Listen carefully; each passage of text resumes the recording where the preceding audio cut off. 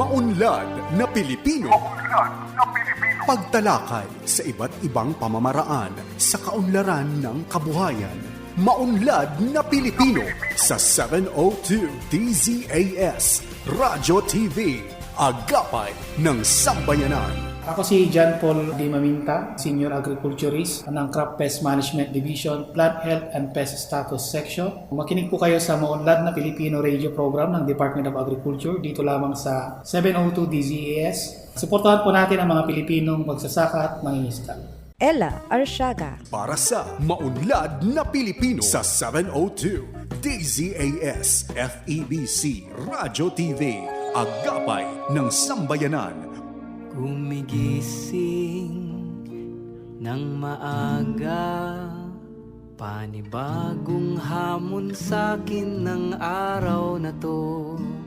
Magsusumikap at nangangarap para lamang sa inyo. Magandang araw mga ka-agri. Once again, ito po ang Maunlad na Pilipino kung saan hatid namin ang mga kaalaman, balita at talakayan na surely iikot pa rin sektor ng agrikultura. Pero syempre, bago po ang lahat, ito po ay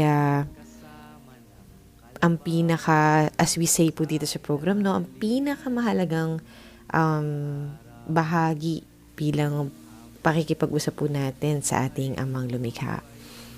Manalangin po muna tayo. Panginoon namin Diyos, ipinagkakatiwala po namin sa inyo ang aming mga pasanin, lalo na ang aming mga pinansyal na obligasyon.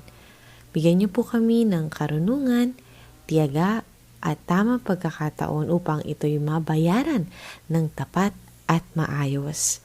Pagpalain po ninyo ang aming mga hanap buhay at ilayo kaming lahat sa pagkabalisa.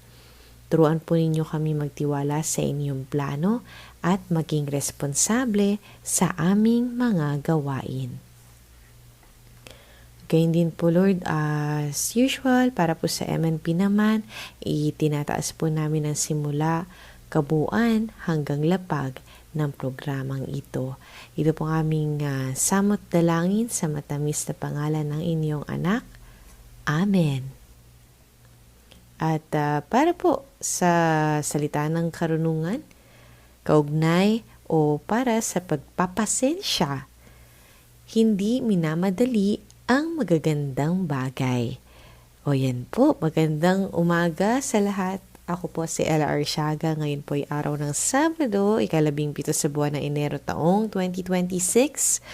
At gayon nga po ay parang ano po, nasa kalagitnaan pa rin pala tayo ng Enero. Parang napakatagal po ng buwan na ito for some reason. I think there is a reason and I will search for it sa aking free time.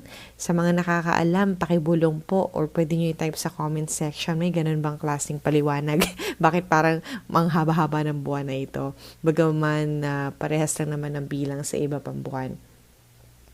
Welcome po sa Season 8, Episode 3. Yan, para po sa mga kakasama pa lang po sa ating program. Ito po ang Maunlad na Pilipino dito sa 702 DZAS FEBC Radio TV Agapay ng Sambayanan. At para naman po sa mga bagong kasama po natin sa ating mga programa po ng stasyon, pwede po tayong ma-access sa online streaming ng dzas.febc.ph. Ganyan din po kung by any chance na hindi pa po tayo nakapag-follow sa page ng ating station. Ito po ang 702 DZAS FEBC Radio TV or FEBC Philippines sa Facebook page. And of course, sa ating mga loyal na nakikinig sa kanilang mga radyo, kabilang na nga po ang Personal Missionary Radios. Ayan, welcome po. Of course, nasa 702 po tayo sa AM band. And of course, para po sa ating mga nais batiin sa araw na ito, kabilang po syempre, naku, sino ba makakalimot sa ating nag-iisang dating kasamahan po.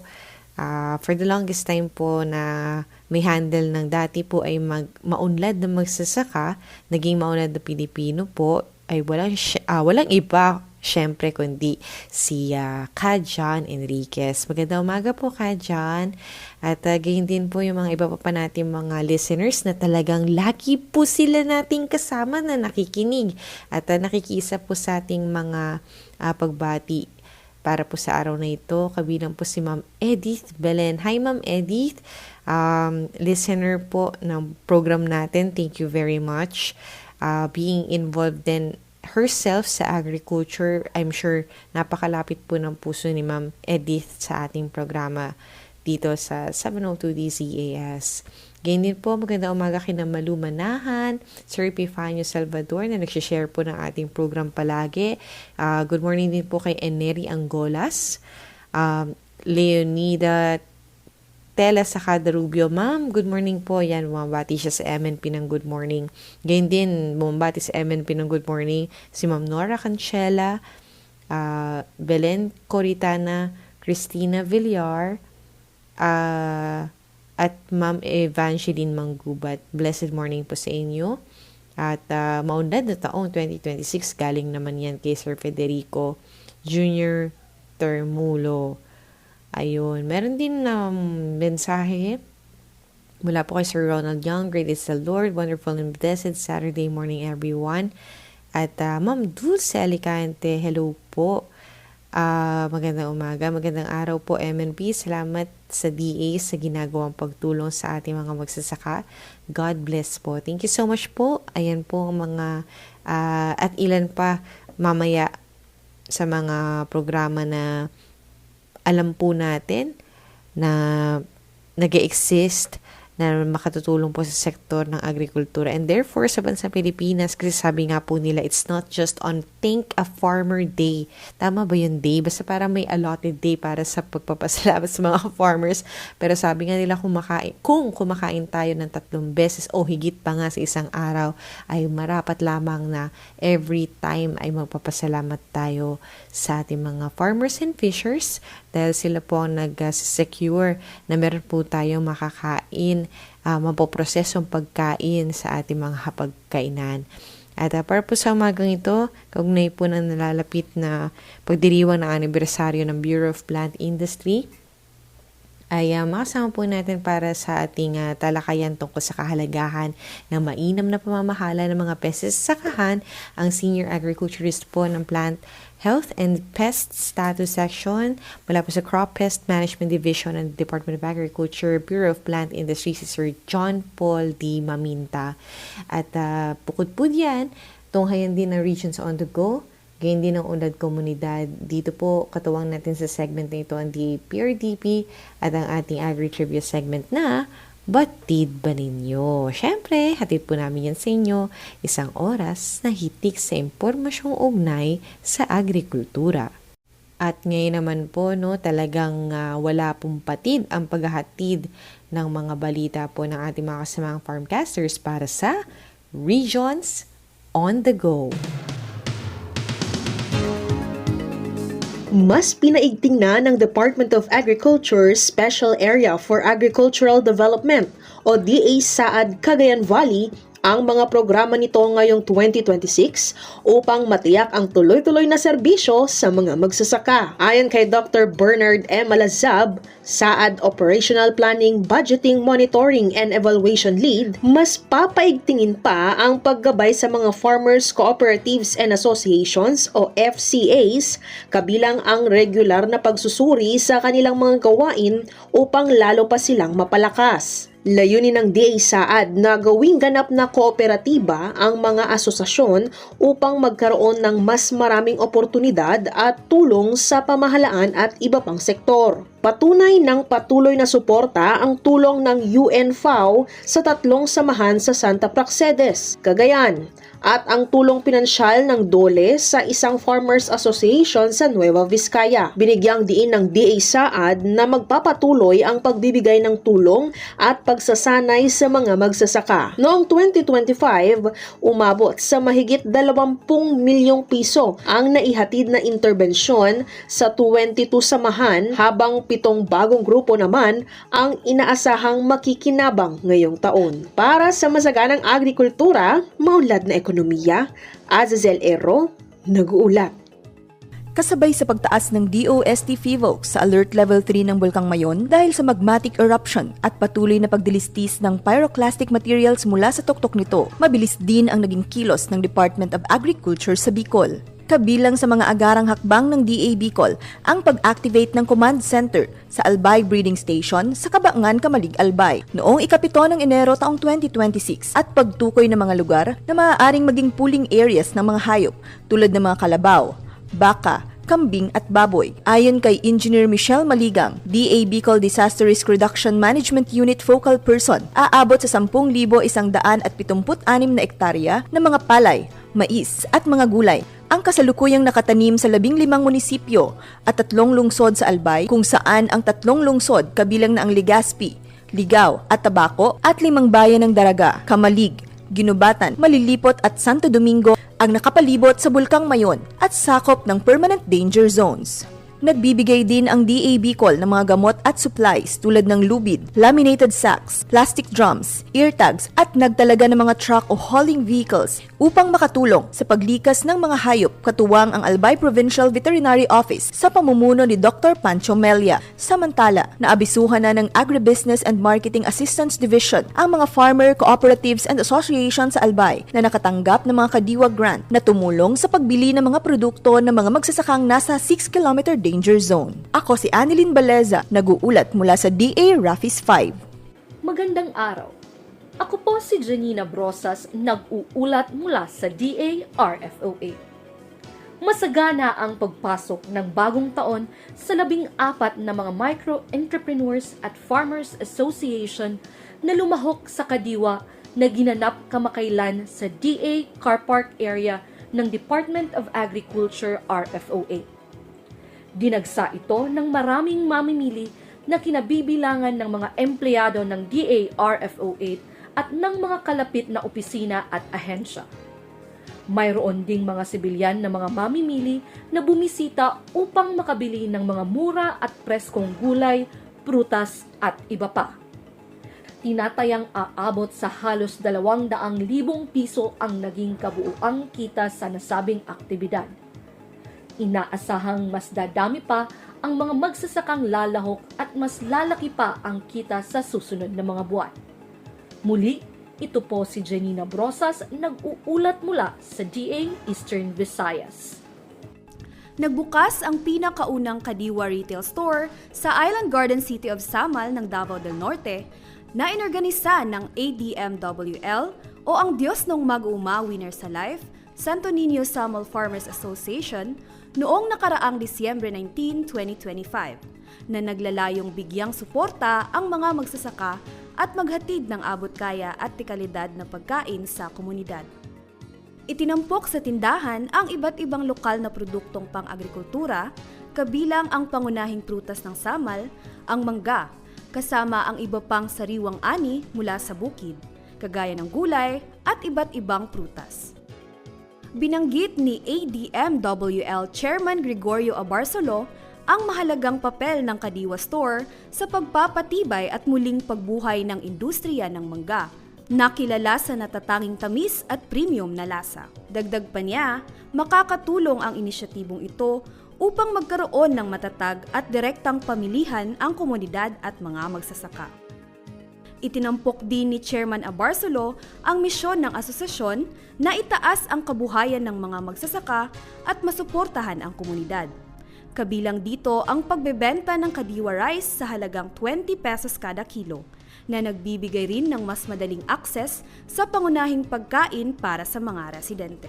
Ipinahayag naman sa mensaheng binasa ni Agriculture Regional Technical Director for Operations, Marian M. Constantino, ang buong suporta ng DA11 sa pamumuno ni Regional Executive Director Macario D. Gonzaga na ang mga inisyatibo ng ahensya ay nakatuon sa mga magsasaka at mangingisda at buong komunidad ng agrikultura.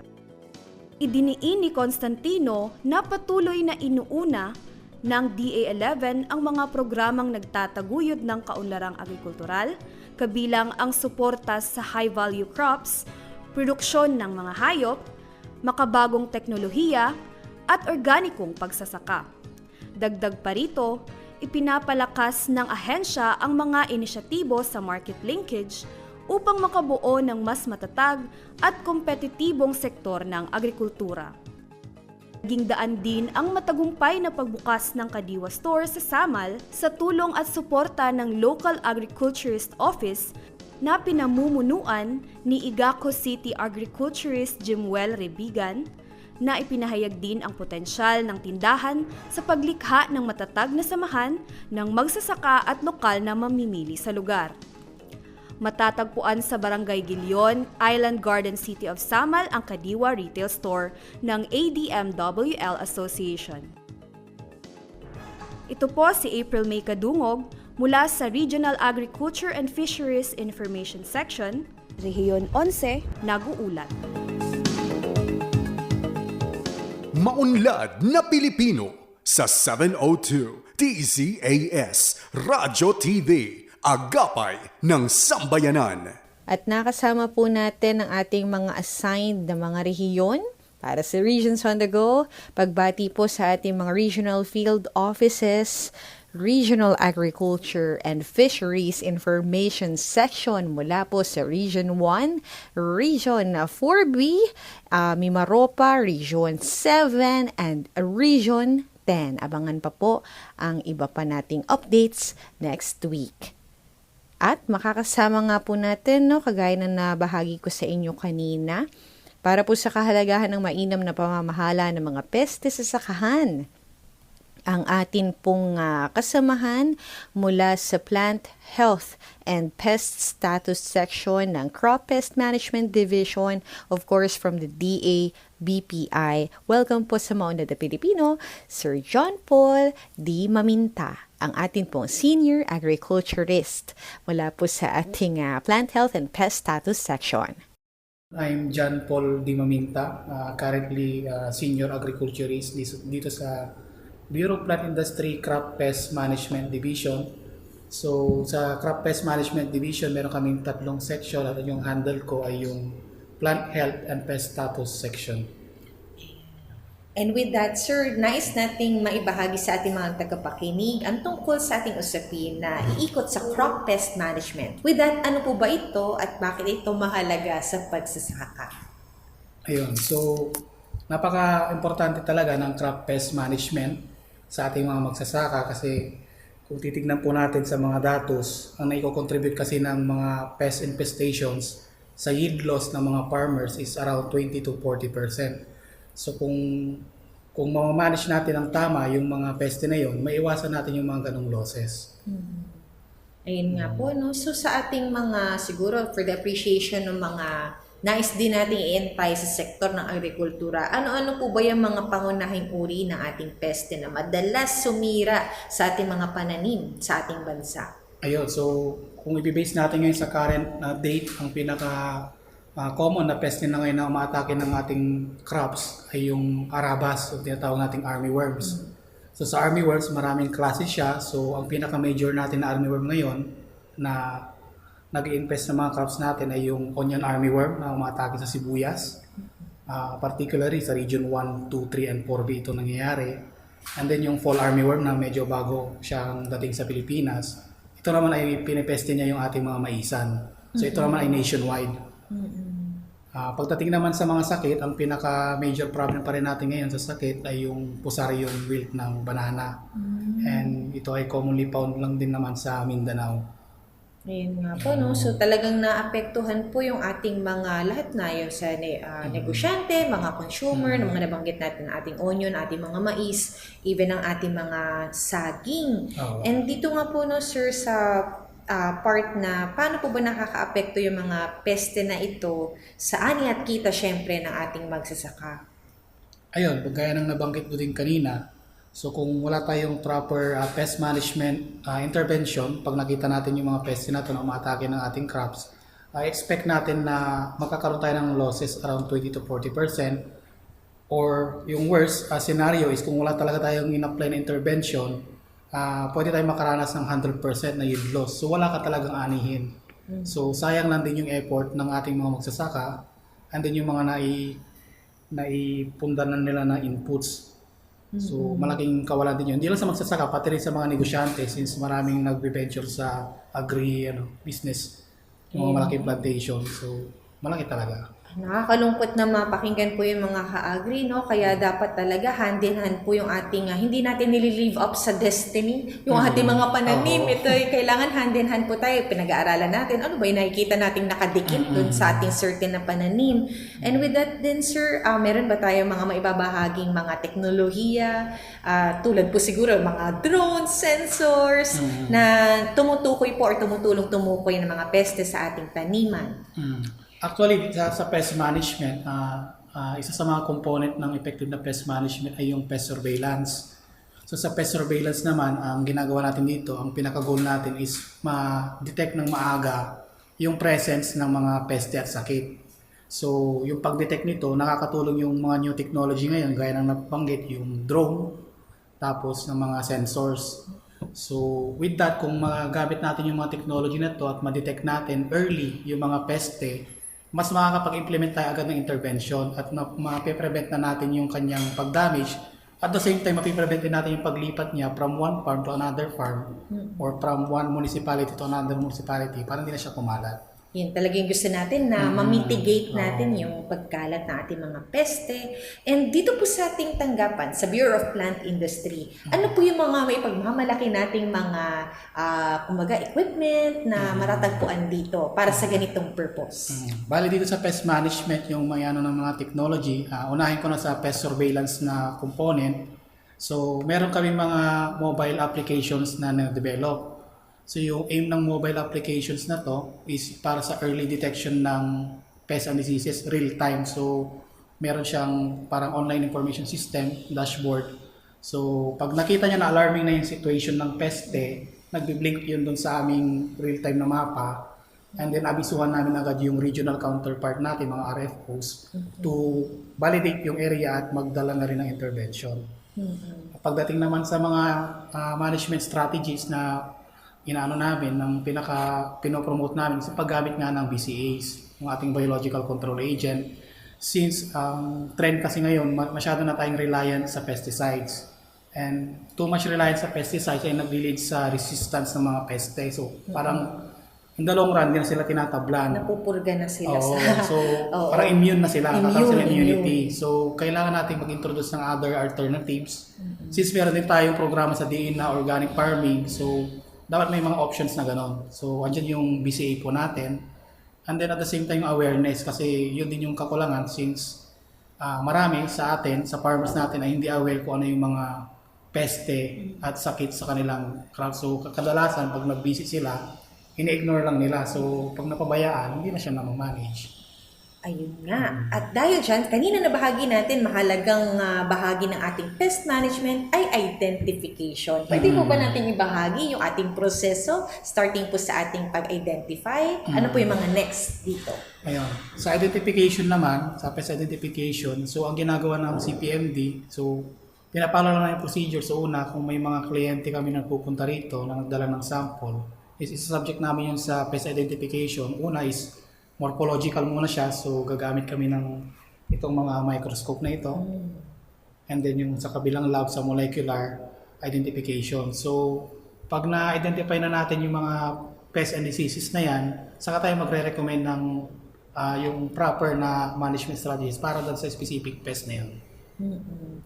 Sir, dito po sa ating natututunan, no, especially dun sa mga siguro bago pa lang to nalalaman, especially na medyo nakikinig lang sila Can we describe po yung ano natin, pag sinabi kasi natin peste, pupuksain. Pero hindi pala ganun. Meron pala siyang magkalaban na nalaman namin. Ayon sa mga datos, meron palang mabuti at merong nakasasama. Ayun nga po. So, yun nga, kulang tayo sa awareness. So, minsan hindi yung common conception ay halos pare-pares lahat ng insekto ay pare-pares sa peste. Pero actually hindi yun totoo since yun nga meron nga tayong tinatawag na biological control agents or pwede rin siyang tawaging natural enemies or kaibigang kulisap. So yung ginagawa ng mga ito ay mga naturally occurring na nasa field na natin itong mga to. Sila yung talaga unang kumukontrol sa mga peste. Mangyari lang kaya siya medyo hindi siya napapansin gawa ng yung sobrang reliant natin sa pesticides, pati rin yung mga kaibigang kulisap, napapatay natin.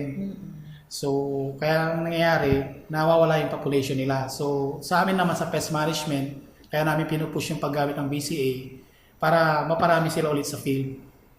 So, nagkakaroon kami ng mga release ng mga BCA na to. Hindi lang kami, pati yung mga regional offices natin nagpuproduce nito in bulk at ito ay libre sa mga offices. Ang problema lang natin, since mababa nga po yung awareness, hindi nila alam na available siya sa mga station natin for free. Sir, saan ba yung mga stations natin? Kunwari hindi namin alam. Saan po natin pwedeng tunguin ang mga request na ito pagka nalaman natin na, uy, meron palang ganun pwedeng ma-request? Bali yung mga tinutukoy ko station dito, halos all regions meron tayo, all 15 regions except BARM, meron tayong tinatawag na Regional Crop Protection Center. Actually, dati silang under sila ng umbrella ng Crop Pest Management Division, kaso nga lang nagkaroon ng mga reorganization sa DA at nalipat na sila sa RFO. So meron po tayong tinatawag na Regional Crop Protection Center. At the same time, yung mga state universities din naman sa region nagpo-produce din ng mga BCA na ito.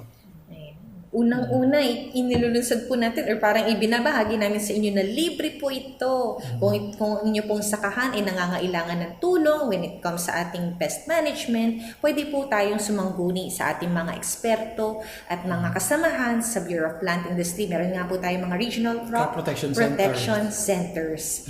Alright, at dahil dyan, meron po ba tayong information din with regard sa mga kunwari, identified po natin, no, yung mga, may list tayo ng ating mga natural pests, both good and yung mga kaibigang kulisap nating nabanggit and then yung mga kaaway na kulisap. Tama po ba yung tawag sa kanila? Mga nakasasama. Meron po ba tayong parang mga bago na aside from the listed po natin under BPI na kumbaga research side, meron bang nag-emerge? May mga ganun po bang klase? So yun nga, sakto rin din. Yearly, meron kaming kinakandak na pest updates. So yung mga participant namin dito is yung mga regional offices and they are required to report yung mga bagong newly detected na pests na umatake sa kanilang crop. So for this year, ang medyo late, so kung nabalitan niyo yung rubber leaf fall disease kung saan nauubos yung dahon ng rubber. So yung isa sa mga na-report last year. So hopefully this year, may pest update kami itong January next week sa aming anniversary week. Hopefully walang ma-report na bago. Pero yun nga, i-encourage din na yung mga farmers kasi yun nga, ang basis kasi natin ng management ng mga pest ay ma-report agad at ma-action lang agad. So dapat active po yung ating mga farmers na mag-report sa kanilang mga LGU technician sa Agriculture Office para po maparating yung mga report na yun sa amin at the same time mabalidate na agad. Ayan. It's good to know po na meron tayong kumbaga routinary din na matatawag na mga pest updates. Pero of course, hindi po namin sinasabing gusto namin ng mga panibago, no po? So sa mga existing po natin, hinihikayat po natin mga ka-agri natin, yung mga nag-manage po ng mga basically mga farmers po sa ating mga bukid na sumangguni po in any assistance na kailangan po natin. Lalo na nga po at libre po ito. Kunin po natin dahil hindi po ito makakabawas sa ating puhunan. At magbabalik po ang ating talakayan makalipas ang ilang sandali.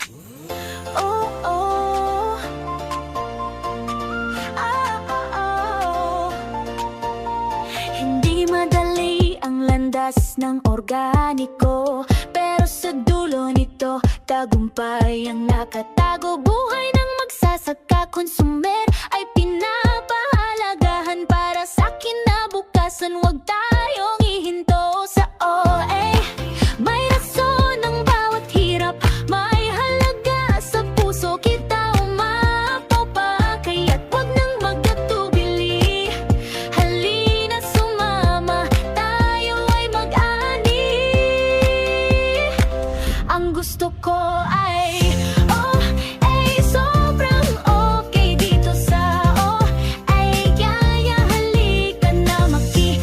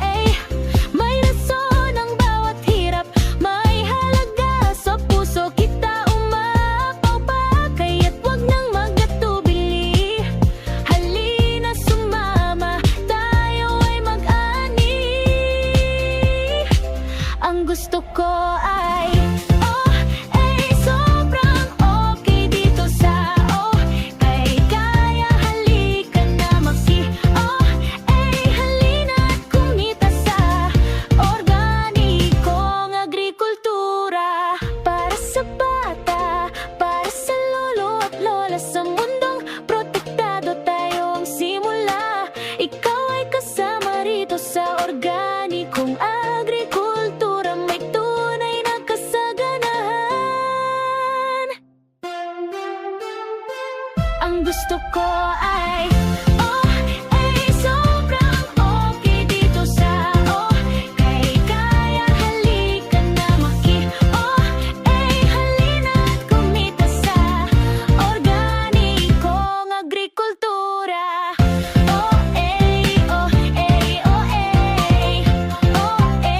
Organikong agrikultura. Kinabukas ay sigurado ka. Okay sa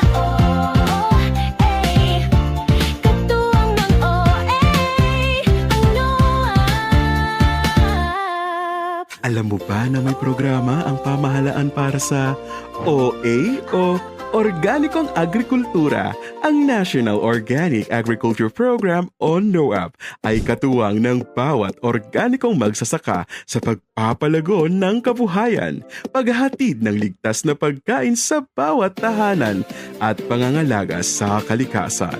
Ito ang National Organic Agriculture Program. Okay sa OA.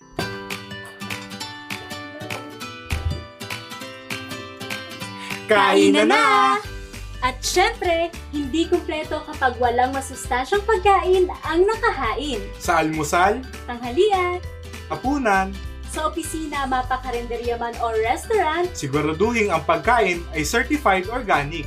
Ang mga certified organic na produkto ay mabibili sa OA Marketplace. dito makasisiguro ka na sariwa, ligtas at tatak PGS ang mga produkto. Direkta ka pang makatutulong sa magsasaka dahil sila mismo ang kausap mo sa kabilang linya. Kaya para garantisadong organiko ang ihahain, Tatak PGS ang hanapin! At nagbabalik po tayo once again sa Maunlad na Pilipino. Yun tungkol po sa ating mobile app, Sir JP, meron po ba tayong information kung paano po ito maa-avail? Libre din po ba to? Nasa App Store ba siya? Kung kung Android user ba siya or Android, ano ba siya sa mobile? Yung nabagi kong mobile app kanina, actually finished project namin siya. Research siya last 2 years ago, yung sa bar funded projects namin. So yung pinaka-objective kasi nun is, yung current kasi na surveillance system ngayon ng Philippines ay pen and paper. So, ang ginagawa ng ating mga technician is re-record sa paper, pagbalik sa office, encode, tapos send yung Excel file sa amin, sa region and sa amin. So, pag ganung process, medyo matagal. So, kumbaga, ilatake ng peste ngayon, next week pa namin malalaman. So, medyo pag pupuntahan namin siya, late na, passed. ubos na yung mais. So, yung objective ng project na yun is digitalize na yung pag-survey. So, gagamit ka lang ng cellphone mo, available siya sa Play Store. Ang pangalan niya ay BPI Collect for Corn and Cassava at BPI Prime Collect naman yung sa rice. So, for Android phone lang siya na application. So, gagamitin mo siya sa field, pagka-collect mo ng data, pagka-send mo, automatically magre-reflect agad dito sa amin sa central office. And then, kung kita namin siyang alarming, i-inform namin yung mga regional data manager, tapos yung kanilang technical staff to address yung situation agad para hindi na siya magpunta sa outbreak level. So, napiprevent natin yung mga infestations. And sir, baka po may nais tayong ibahaging mensahe as we wrap up po yung ating interview tungkol po sa ating crop pest management sa ating mga tagapakinig. Ayun, so ang sorry bahagi sa mga farmers kasi natin, number one talaga is pinaka-importante is pest reporting. So, hanggat may napapansin sila na kung di sila sure kung ito ay peste or mas maigi talaga na i-report nila ito sa kanilang agricultural technician sa LGU para naman po ito ay dumating sa amin sa central office. Since ang basehan din kasi ng mga programs at projects ng department ay nakadepende rin dun sa mga reported pest infestation na nare-receive natin. So, kung di natin kasi malalaman na may peste sa lugar, hindi natin talaga ma-action ng niyo.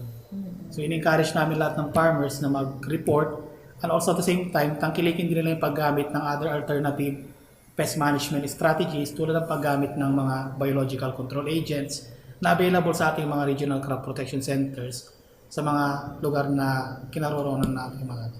Ayan. Of course, thank you po Sir JP. Shout out din po sa nabanggit naming isa pang kapatid na ahensya, ang Bureau of Agricultural Research. And dahil dyan, isinishare po namin na pwede po tayo mag-avail ng assistance when it comes po sa ating pangailangan sa mga BCAs. Sir, saan po sila magtutungo? Ano po yung ating mga kumbaga, contact details, address, ganyan? Ayan, pwede nila i-visit yung page namin, yung sa Facebook, BPI Crop Pest Management Division, or yung page ng Bureau of Plant Industry. Andun naman po yung directory ng ating mga regional offices. Yung sa RCPCs, andun yun sa page ng Crop Pest Management Division. So, message lang sa page namin. Andun na rin yung mga contact numbers para mapuntahan namin yung mga areas na may reported pests and diseases. Makipag-ugnayan po tayo at para po sa may mga Android or Android users dyan, bahagi po natin na meron tayong app. I-explore po natin ito. Once again, maraming salamat po sa inyong oras. Sige, salamat. Habol mo lang.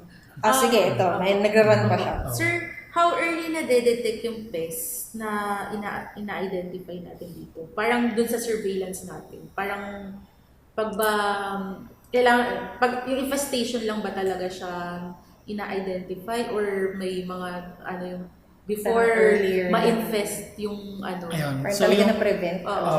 Yung parang pinaka-trigger ng report namin sa mobile app na nabanggit ko kanina sa corn. Sa PESADIS kasi may rating scale kami sinusunod, yung parang degree of severity ba. So, naka-number siya ng 1, 3, 5, 7, and 9. So, yung 7 and 9 ay severe na yun. So, ayaw natin na ma-receive yung warning na ganun na stage sa 7 and 9. So, yung sinet namin sa system namin, sa 5 pa lang siya, pag light pa lang yung infestation, magno-notify na sa amin, magti-trigger na. Magbi-blink yun dun sa aming real-time map ng Pilipinas. Tapos yun nga, yung i-notify na agad yung pinakamalapit na regional field office na puntahan yung site. Tapos abisuhan na rin yung nearby farmers na katabi ng site na yun. Naku, yun lang pong oras na meron tayo, pero tunghayan pa rin po ang ating katuloy na talakayan hinggil sa kahalagahan ng mainam na pamamahala ng mga pestes sa sakahan dito lamang sa Maunlad na Pilipino. Maunlad na Pilipino sa 702 DZAS Radyo TV, Agapay ng Sambayanan. At narito po ang Unlad Komunidad. Katuwang po natin sa segment na ito ang Philippine Rural Development Project. Alamin po ang kanilang mga gawain, kasama po ang ating writer mula sa PSO North Luzon na si Erickson Giao.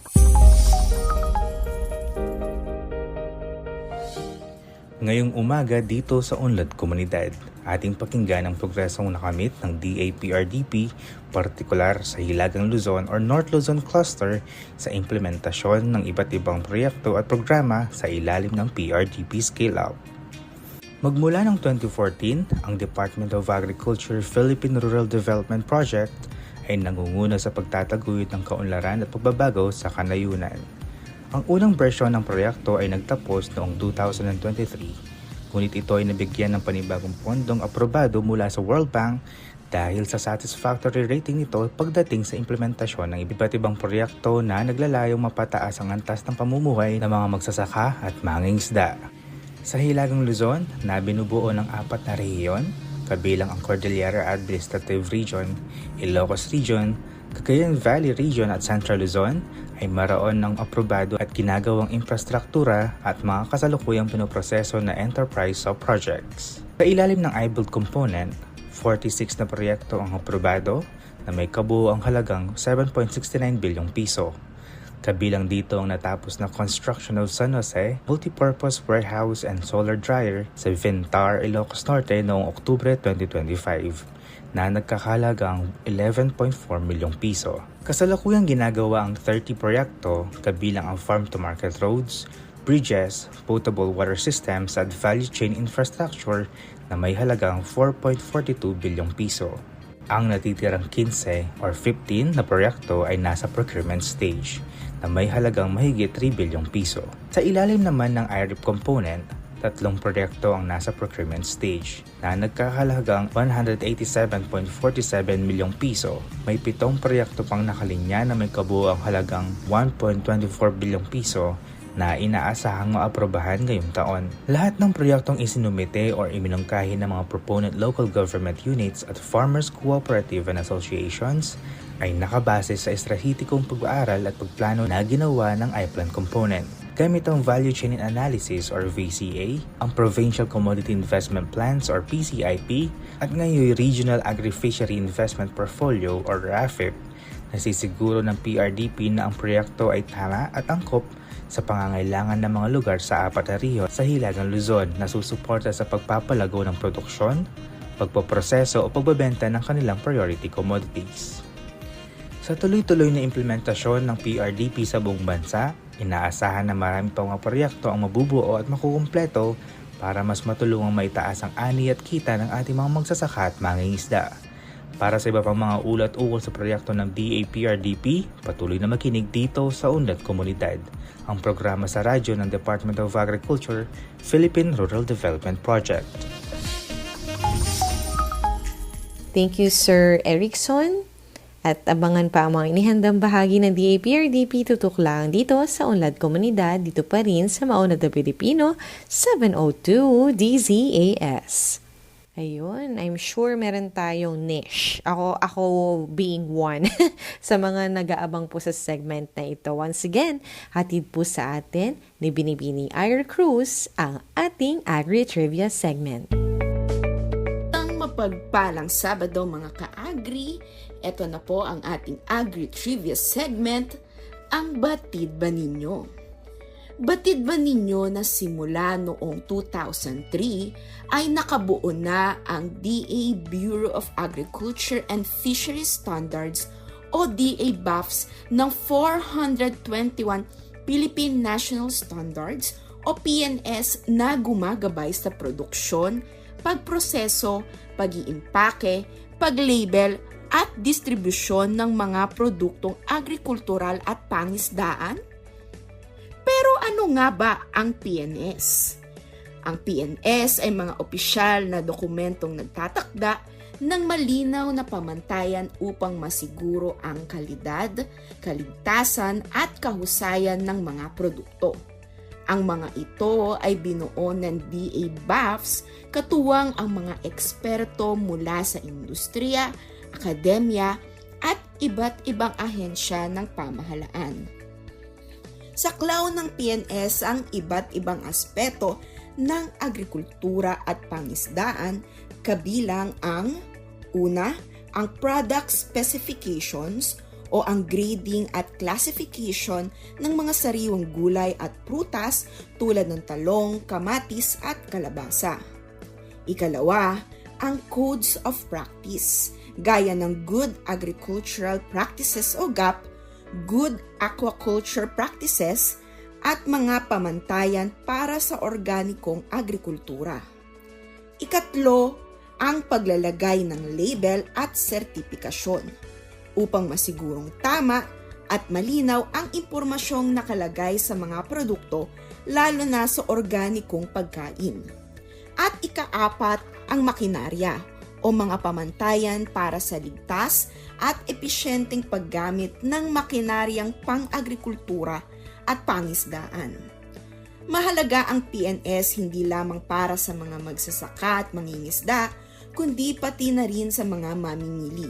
Nagsisilbi itong gabay upang mapabuti ang produksyon at proteksyon upang matiyak na ang produktong binibili ay dumaan sa wastong pamantayan. Sa usapin naman ng kalakalan, malaking tulong din ng PNS upang maging mas kompetitibo ang mga produktong agrikultural ng Pilipinas, lokal man o pandaigdigan.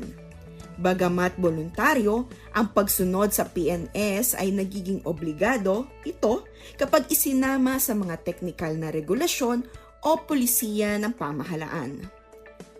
At para sa nakaraang taong 2025, nakabuo ang DA BAFS ng 31 bagong Philippine National Standards, 10 para sa mga pananim, 6 para sa pangisdaan, 3 para sa pangkalahatang pamantayan sa pagkain, 3 para sa livestock at poultry, at 9 para sa makinaryang pang-agrikultura at pangisdaan.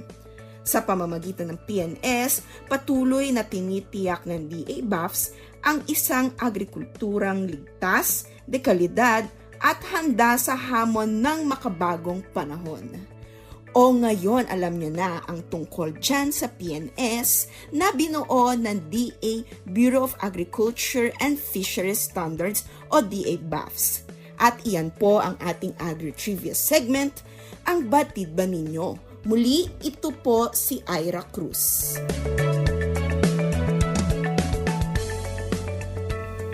Muli, maraming salamat sa oportunidad na kayo ay aming mapaglingkuran. Ayun, ilang taon na po natin tong ginagawa. And I'm happy po na thankful, of course, na Lord, binibigyan niyo pa rin po kami ng chance to do this, that we get to do this. Ang Maunlad na Pilipino po ay programang pang-radyo na hatid po sa inyo ng Department of Agriculture, Agriculture and Fisheries Information Division. At syempre po, no, para sa mga hindi pa naman nakatunghay, hindi alam kung saan pupunta po, para sa mga official channels po ng Department of Agriculture, meron po kaming official website. Yan po ang www.da.gov.ph. Ganyan din po ang Facebook sa DA Central Philippines. Also, DA Central Philippines din for TikTok and Instagram. While for YouTube and X, it would be the DA Central PH. So, yun po, no? Para po sa ating pagkain kaisipan, mula sa aklat ni Josue, Kabanata 24, talata 15. At kung ayaw ninyong maglingkod kay Yahweh, pumili kayo ngayon kung sino ang inyong paglilingkuran. Ang mga Diyos na pinaglilingkuran ng inyong mga ninuno sa Mesopotamia o ang mga Diyos ng mga Amoreo na sinasamba dito sa lupaing inyong tinitirhan. Ngunit para sa akin at sa aking sambahayan, kay Yahweh kami maglilingkod. Mula po sa Department of Agriculture, inyo pong napakinggan ang edisyong ito na Maunlad na Pilipino dito sa 702 DZAS FEBC Radio TV, Agapay ng Sambayanan.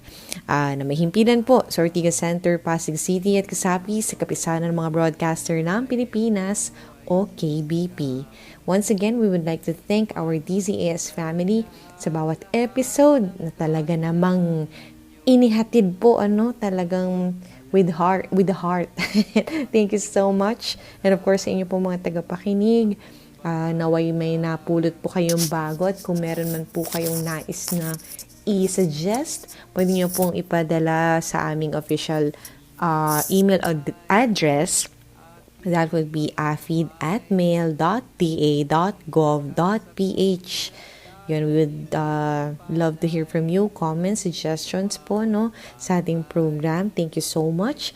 And with that, magbabalik po kami sa susunod na Sabado. Samahan nyo kaming muli sa ganap na ika-alas 5 hanggang alas 6 ng umaga. And once again, para po on behalf ng lahat ng kasama sa pagtataguyod ng programang ito, kabilang syempre si Ma'am Ira Cruz sa DA AFID, ito po ang Maunlad na Pilipino, hanggang sa muli po magtanim ng pangarap, mag-ani ng tagumpay.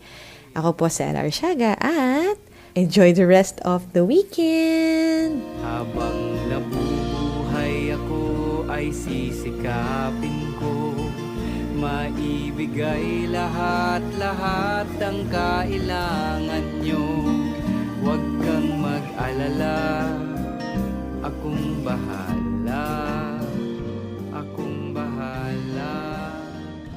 sa inyo. Maunlad na Pilipino sa 702 DZAS Radyo TV, Agapay ng Sambayanan.